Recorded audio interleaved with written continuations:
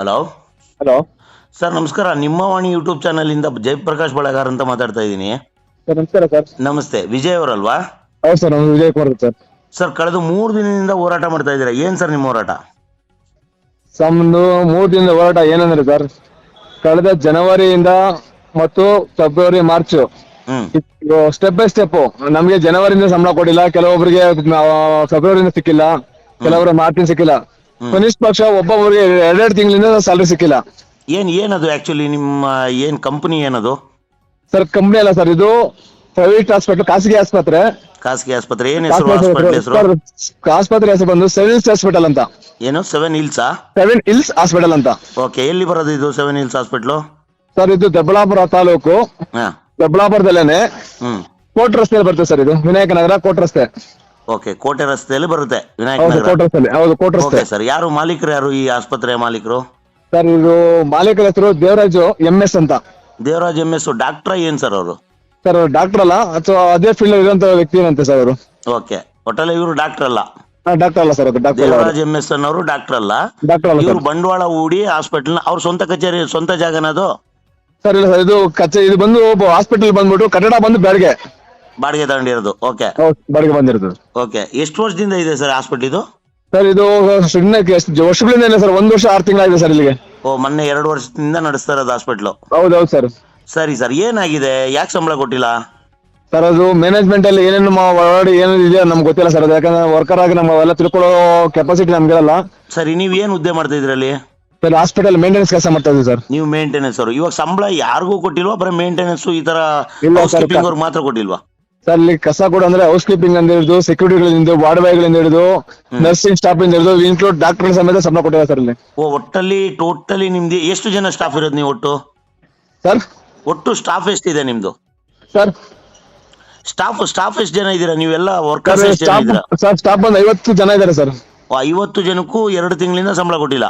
ಹೌದು ಸರ್, 2 ತಿಂಗಳಿಂದ ನಮ್ಗೆ 4 ತಿಂಗಳು ಬರಬೇಕು, ಒಬ್ಬರು 3 ತಿಂಗಳು ಬರಬೇಕು. ಓಕೆ. ಒಟ್ಟಲ್ಲಿ ಜನವರಿಯಿಂದಾನು ಈ ಸಮಸ್ಯೆ ನಡೀತಾ ಇದೆ. ಜನವರಿಂದ ಸ್ಟಾರ್ಟ್ ಆಗಿದೆ ಸಮಸ್ಯೆ. ಯಾಕೆ ಪೇಷಂಟ್ಗಳು ಬರ್ತಿದಿಲ್ವ? ಏನ್ ಪ್ರಾಬ್ಲಮ್? ಇಲ್ಲ ಸರ್, ಇಲ್ಲ ಸರ್, ಹಂಗೇನಿಲ್ಲ ಸರ್. ಪೇಷಂಟ್ಗಳಿದ್ದು ಅವರ ವೈದ್ಯರಿಗೆ ಏನೋ ಸ್ವಲ್ಪ ಸಣ್ಣ ಪುಟ್ಟ ಸಾಲ ಇತ್ತು ಅಂತ ಹೇಳಿದ್ರು, ನಮ್ಗೆ ಮಾಹಿತಿ ಬಂದಿದ್ದು. ಸೊ ಹಂಗಾಗಿ ಏಕಾಗಿ ಅವರು ಹಾಸ್ಪಿಟಲ್ ಕ್ಲೋಸ್ ಮಾಡಿದ್ದಾರೆ. ಓಕೆ. ಇವಾಗ ನಿಮ್ಗೆ ಅಂದಾಜು ಈ ತರ 2-3 ತಿಂಗಳಿಂದ ಸಂಬಳ ಕೊಟ್ಟಿಲ್ಲ ಅಂದ್ರೆ ಎಷ್ಟು ತೊಂದರೆ ಆಗುತ್ತೆ ಸರ್ ನಿಮ್ಮ ಸಂಸಾರ ಸರ್? ನಡೆಸೋದು? ಸರ್, ಈಗ 5 ತಿಂಗಳಾಯ್ತು ಸರ್. ಇವತ್ತಿಗೆ 5 ತಿಂಗಳಾಯ್ತು ನಮ್ಗೆ. ಮನೆಗೆ ಒಂದು ₹1 ಸಂಬಳ ತಗೊಳ್ಳೋದು 5 ತಿಂಗಳಾಗಿದೆ ಸರ್. ಮತ್ತೆ ಹೆಂಗ್ ಜೀವನ ಮಾಡ್ತೀರಿ ಸರ್? ಅದಕ್ಕೆ ಸರ್ ಇವತ್ತು ಬೀದಿ ಮೇಲೆ ಕುತ್ಕೊಂಡು ಧರಣಿ ಮಾಡ್ತಾ ಇರೋದು. ಎಷ್ಟು ದಿನದಿಂದ ಧರಣಿ ಮಾಡ್ತಾ ಇದ್ರಿ ನೀವು? ಸರ್, ನಾವು ಗುರುವಾರದಿಂದ ಧರಣಿ ಮಾಡ್ತಾ ಇದ್ದೀವಿ ಸರ್. ಓಕೆ. ಯಾರು ಬಂದು ಕೇಳಿಲ್ಲ ನಿಮ್ಮನ್ನ? ಸರ್, ಇಲ್ಲ ಸರ್, ಯಾರು ಅಂದ್ರೆ ಎಲ್ಲ ಅಧಿಕಾರಿ ಬರ್ತಾರೆ ಹೋಗ್ತಾರೆ, ಆಯ್ತು ನಾವು ಏನೋ ಮಾಡ್ತೀವಿ ಅಂತ. ಯಾವ್ಯಾವ ಅಧಿಕಾರಿಗಳು ಬಂದಿದ್ರು? ಸರ್, ನಿನ್ನೆ ತಹಸೀಲ್ದಾರ್ ಬಂದಿದ್ರು ಸರ್, ನಮ್ಮ ದಂಡಾಧಿಕಾರಿಗಳು, ದೊಡ್ಡಬಳ್ಳಾಪುರ ತಾಲೂಕು ದಂಡಾಧಿಕಾರಿಗಳು ಬಂದಿದ್ರು. ಓಕೆ. ನಗರಸಭಾ ಅಧ್ಯಕ್ಷರು ಬಂದಿದ್ರು. ಓಕೆ. ಹಾಗೆ ಸಮಾಜ ಕಲ್ಯಾಣ ಇಲಾಖೆಯ ಸಮಾಜ ಕಲ್ಯಾಣ ಇಲಾಖೆಯವರು ಬಂದಿದ್ರು. ಓಕೆ. ಸೊ ಆಮೇಲೆ ಲೇಬರ್ ಆಫೀಸ್ ಇಂದ ಬಂದಿದ್ರು. ಲೇಬರ್ ಆಫೀಸ್ ಇಂದ ಬಂದಿದ್ರಾ? ಹಾ ಸರ್, ನಿನ್ನೆ ಬಂದಿದ್ರು. ಲೇಬರ್ ಡಿಪಾರ್ಟ್ಮೆಂಟ್ ಅವ್ರು ಕಂಪ್ಲೇಂಟ್ ಕೊಟ್ಟಿದ್ದೀರಾ ನೀವು? ಹಾ ಸರ್, ಮೊದ್ಲು ಸುಮ್ನೆ ಮೌಖಿಕ ಕೊಟ್ಟು ಬಂದಿದ್ವಿ. ಓಕೆ. ಆತರ ಆಗೋದಿಲ್ಲ, ನಮ್ದೇ ತರ ಅಂತ ಕೆಲವೊಂದು ರೂಲ್ಸ್ ಇರುತ್ತೆ. ಓಕೆ. ನಮ್ದೇ ಆದಂತ ಒಂದು ಅರ್ಜಿಗಳು ಫಾರ್ಮೆಟ್ ಇರುತ್ತೆ. ಆ ಫಾರ್ಮೆಟ್ ಎಲ್ಲ ಬರ್ಕೊಟ್ರೆ ಆಗುತ್ತೆ ಅಂತ ಹೇಳಿದ್ರು. ಓಕೆ.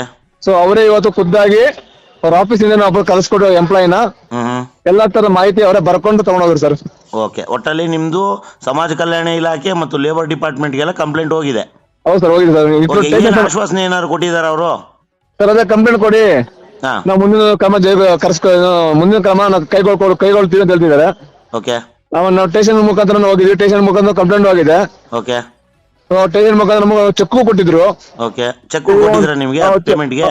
ಪೇಮೆಂಟ್ ಚೆಕ್ ಒಂದು ಕೊಟ್ಟಿದ್ರು.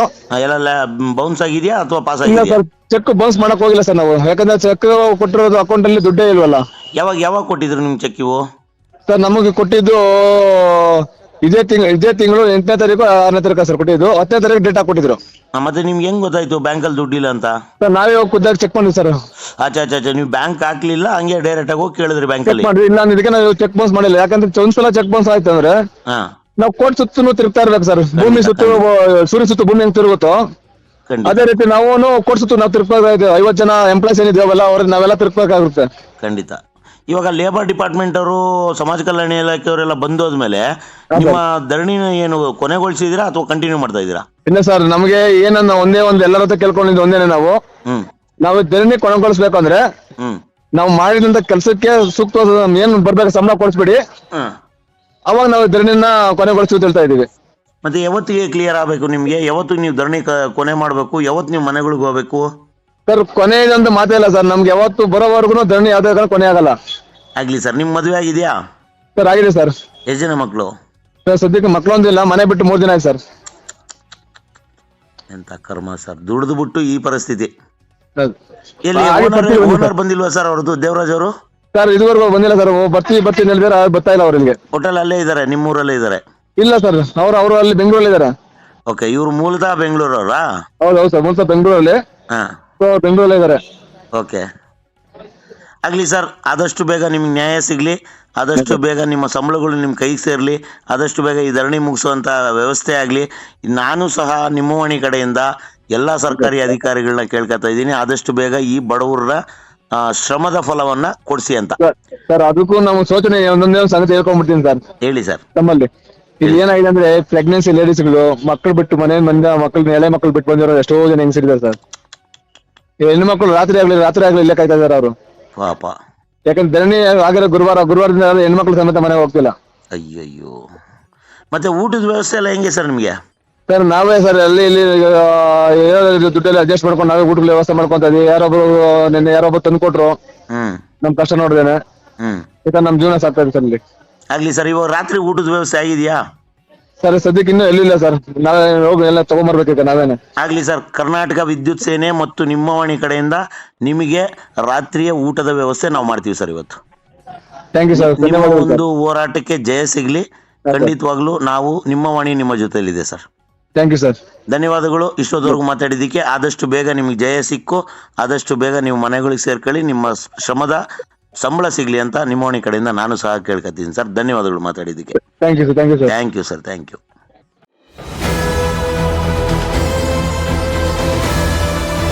ನಿಮ್ಮವಾಣಿ, ಇದು ಕನ್ನಡಿಗನ ಧ್ವನಿ.